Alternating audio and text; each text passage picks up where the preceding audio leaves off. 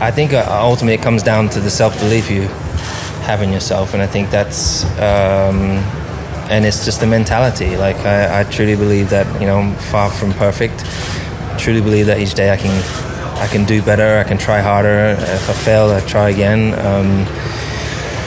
I think when it gets low, I have tools in which I utilize. I don't really listen to all the stuff there's so many rumors, there's so many people making assumptions, comments, judgments.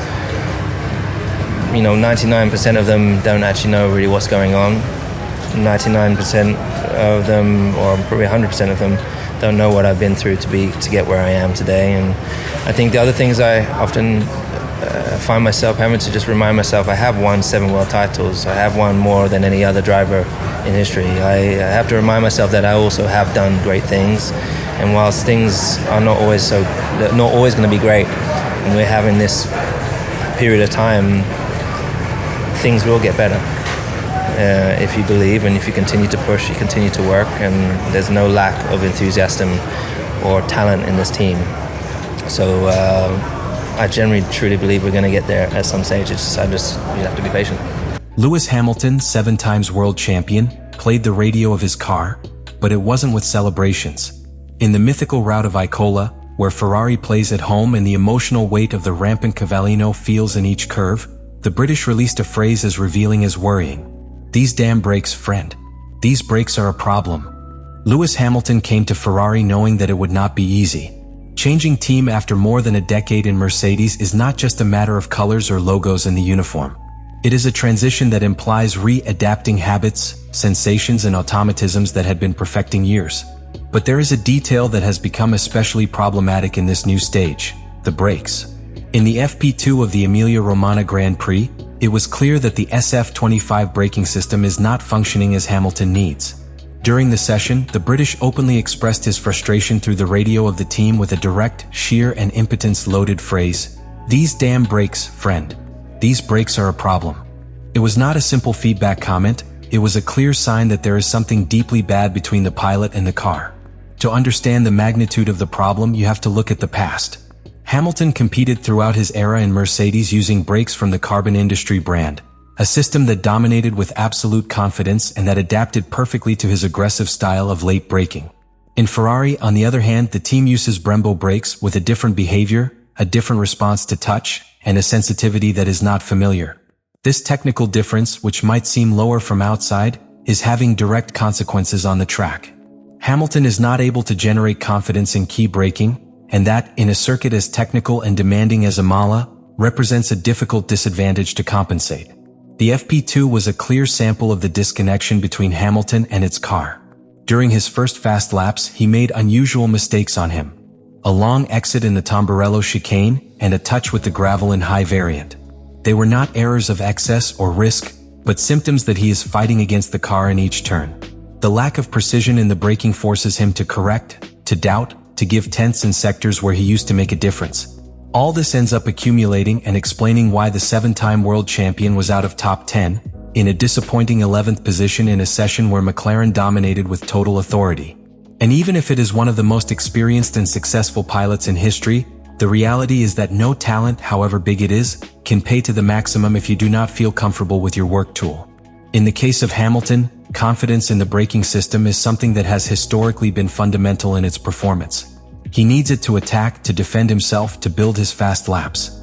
But in Ferrari, that trusted base does not yet exist.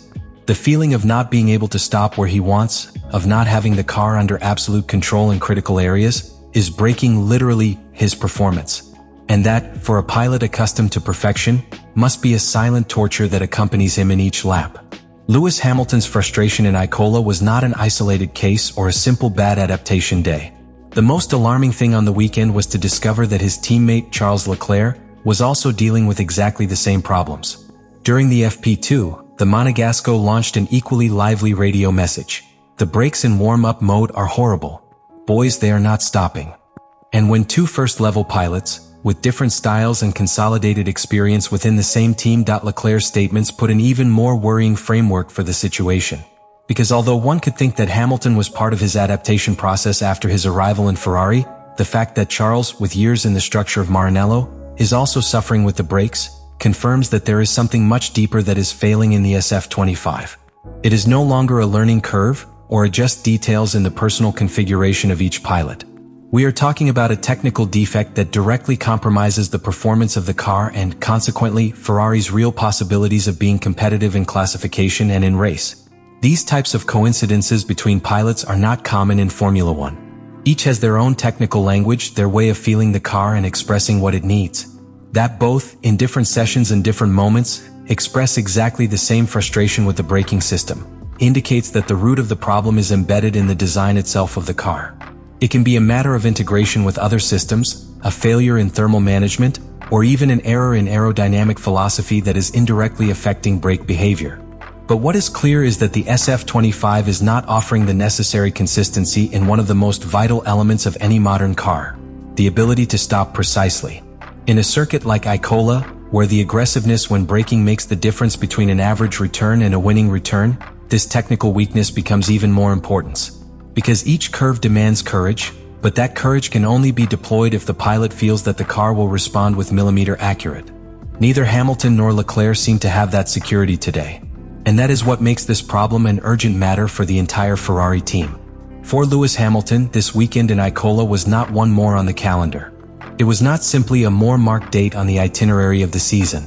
It was his first Italian soil career as a Ferrari pilot, an event with a symbolic burden as strong as he has rarely lived in his career. In the previous Grand Prix, he tried to take emotional weight to the matter, ensuring that he felt like in any other race, but suggested that being dressed in red in the homeland of the Scuderia had a special meaning. Imola not only represents pure history for Ferrari, but also the overflowing passion of the Tifosi, who hoped to see the British champion leading an unforgettable day for the team. But the reality was very different. On Friday of practices, he left more doubts than certainties, and more disappointments than reasons to dream.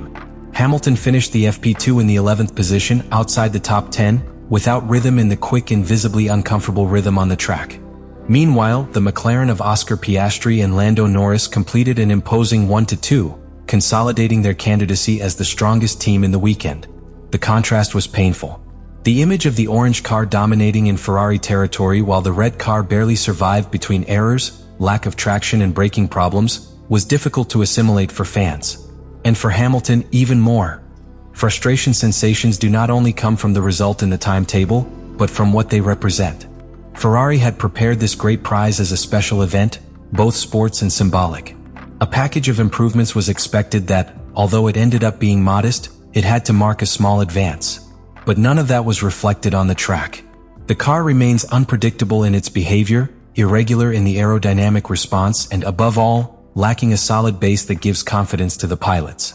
Instead of moving forward, Ferrari seems to have been caught in a cycle of problems that do not end up being solved and that, a race after a race, accumulate. For Hamilton, this present in Ferrari is far from the idealized story that many built when their signing was announced. The dream of returning the Scuderia to glory, of joining his name to that of legends such as Lauda, Schumacher or Villeneuve under the same shield, begins to die gray. What should be a heroic reconstruction is becoming a frustrating journey, where the emotion of running for the most emblematic team of Formula One constantly clashes with a disappointing technical reality. And the hardest thing for him is that, even if he wants to remain calm in front of cameras, his tone by radio and his body language in the garage make it clear that this story is not going like he imagined it. What happened in Imola leaves Lewis Hamilton and Ferrari at a crossroads. It is not only a matter of technical performance, but of trust, identity, purpose. Hamilton is not any pilot facing a bad streak. He is one of the most successful in the history of sport, accustomed to fighting for poles, victories, and championships. That today is outside the top 10, dealing with structural problems that exceed it, transforms this moment into something deeper. A test of character, resilience, and leadership.